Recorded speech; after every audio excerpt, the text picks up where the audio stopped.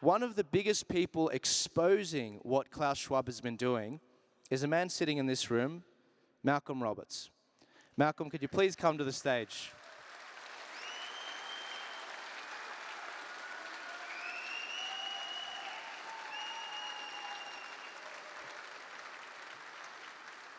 Now, Malcolm is a senator for One Nation.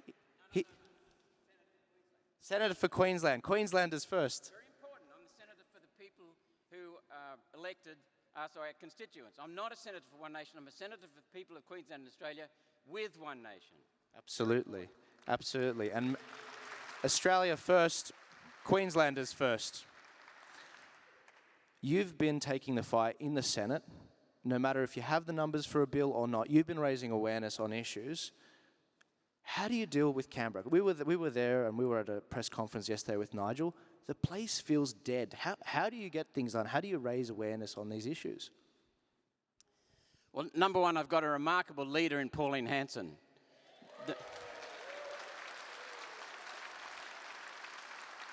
And I mean that sincerely, because Pauline has been in there fighting for a long, long time, and nothing deters her, and if she says something, she means it.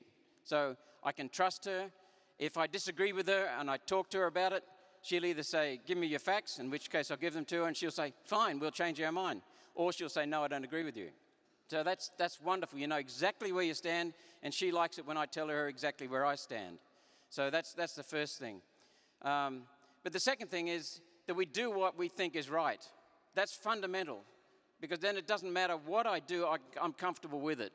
I don't care who criticizes me, how much they criticize me. If I'm doing the right thing, then I'm very, very comfortable. So I don't care what people think. God bless you. I think the other parties need that as well. Is anyone in this room getting a little bit twitchy about digital currencies and digital passports? And I'm seeing a lot of nodding heads. Any business owners here? Put your hand up. You know, I think the states have a lot of plans for businesses. Malcolm, what's going on this front? And how can people protect themselves? What's coming down the line? Well, to understand what's coming down the line, we have to look at what has been coming along the line behind us. What did we see in COVID? We saw so many things for the first time. Any one of them we would have rejected. But instead they came steamrolled, one after the other. And that just bamboozled people. Digital passes, where you could and couldn't go. Restrictions as to what you could do. What doctors can say. I mean, a doctor, when you go to a doctor, you get his or her opinion about your health. You couldn't get that now, because the doctors are told what to say. So that's the kind of thing we're seeing coming. So a lot of the things that were done here, New Zealand, Canada, France, United States, we're testing the way for digital identity.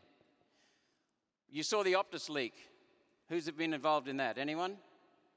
10 million people. A member of my staff left Optus in 2008, 14 years ago. He's part of that leak. His information was leaked. So the big leaks come mainly from mistakes in big tech and in government. And they want us to trust them with our data like hell. So what they're trying to do is to get the Digital Identity Bill was introduced not into Parliament, but it was circulated in the Parliament for discussion. Labor Party said they would support it.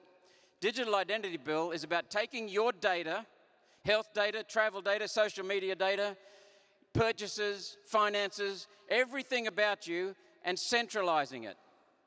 And then selling it. And if it goes to a foreign multinational, they look after it under their laws, not our laws. So it's not secure. And then if you want to know your health data, you pay to get it. And then what they do is they bring in a digital currency to wipe out cash. And when you've got no cash, you've got no alternative and no choice. You understand that. And then they've got you. They've got you well and truly controlled. And then they get onto a social credit system. And they're already doing it to us. Because they're saying, if you drive a if you produce more carbon dioxide, we'll have to limit what you're doing. And carbon dioxide is plant food. It's a fertilizer. It's wonderful. Without it, it's a trace gas that's essential for all life on this planet. It's odorless, colorless, tasteless. It's not a pollutant. But they've fabricated this. So what you're going to get more of, what we're going to get more of, is lies to justify what they're doing. If you go to the World Economic Forum, they're talking about my carbon. My carbon, your individual carbon, your individual carbon, your individual carbon dioxide. And what they're trying to say is they will put monitors on you. It's actually not a monitor. It's going to be an app on this which will estimate your carbon dioxide. It's just a control mechanism. So that's what they will do. They will justify everything that they want to cut in our lives through an app. They will have passes, what you can and can't do, digital currency. The Reserve Bank in this country has been working on digital currency until we exposed that for quite some years.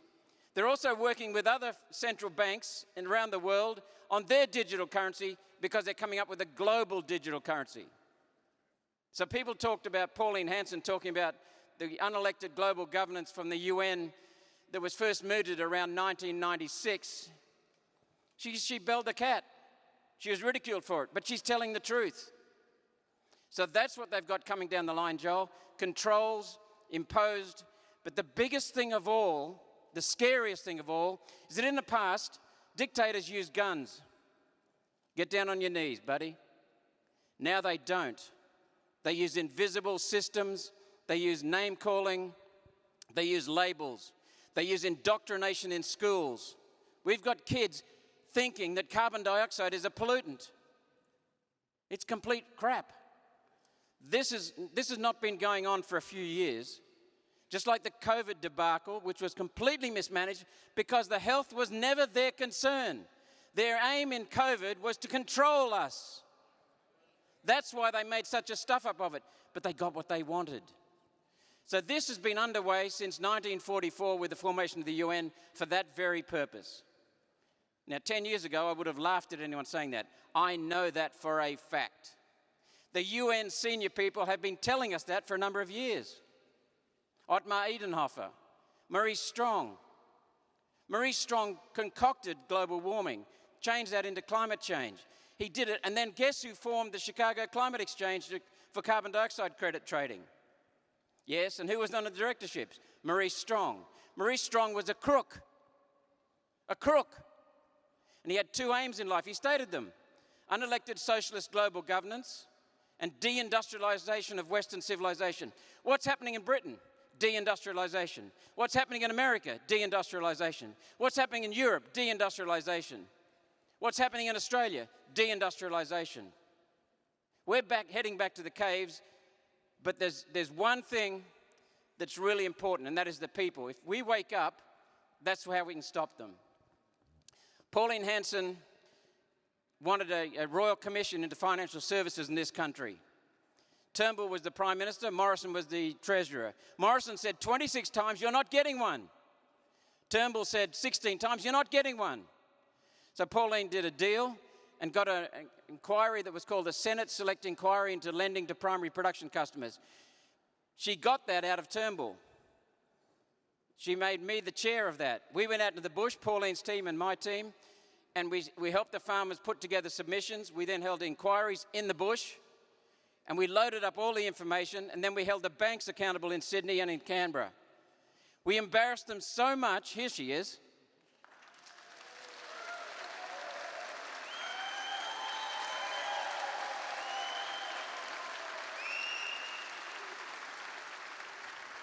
So we embarrassed them so much by getting the facts and the data out that some of the nationals went to Turnbull and said, you better have a royal commission because otherwise there's going to be very embarrassing for you when our report comes out. And there was a royal commission just before Pauline released the report. Another thing, the cash ban bill. James Ashby told me about the cash ban bill. He's on top of the things very, very well. Our staff got hold of it, we looked at it, and sure enough, it was a ban of cash for any purchases over $2,000. And you can see where that's going. It would have been $200, and then complete ban. So what we did was we got hold of the crossbench. Just my team, plus Pauline's staff, we got hold of the crossbench and showed them what was going on. They were horrified. Then we got hold of some Liberal branch members, and they were horrified. The Labor Party and the Liberal Party and the National Party passed that through the lower house, came to the Senate, was sent to a committee. And because of the shit that we kicked up, it stayed in committee. And then I moved a motion to get rid of it off the Senate books, and it got rid of it off the Senate books. But they're trying repeatedly in many other ways to ban cash because they want to control. Their main objective is control. You've got to hand it to them. They're diligent, aren't they, Malcolm? They just won't die. We are, absolutely. And yeah, absolutely. Pauline's been to jail. And in a second, I will invite you to yes, she's still here. Who says you can't have a comeback, Pauline? Now, Malcolm, in a second I'm going to invite Pauline up. Senator Hanson, rather. I'm very informal. I'm so comfortable with these senators. Tell me another senator in the major parties you can just approach like this. I mean, Malcolm has been fighting the fight. Pauline, Senator Hanson has been fighting the fight. Senator, what's that? It's just you. Oh, you love Pauline. Oh, cool. Oh, she invited me too. It's polite too now. Okay, all right. One Nation has been an absolute bulwark against the major parties in the last few years.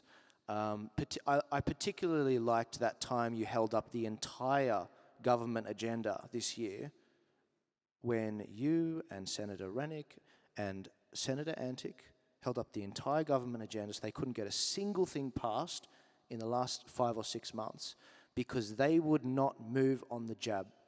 Senator Rennick and Senator Antic said, Scott Morrison, I know we're in the Liberal Party, but we will not move on this. We have to deal with stories like Sienna Knowles, 19-year-old equestrian girl, healthy. You've got to be quite healthy to be an equestrian. Jab injured, 2 jabs, jab injured. He said, if you don't move on this, if you don't offer some protections, we're not passing any bills. So between One Nation and these 2 Liberal senators, they absolutely held up the entire government agenda for 5 months. It was a lame duck session. And so thank you guys for that, and thank you for being a light on all of these issues. Thank you for doing what you're doing. No, it's my pleasure.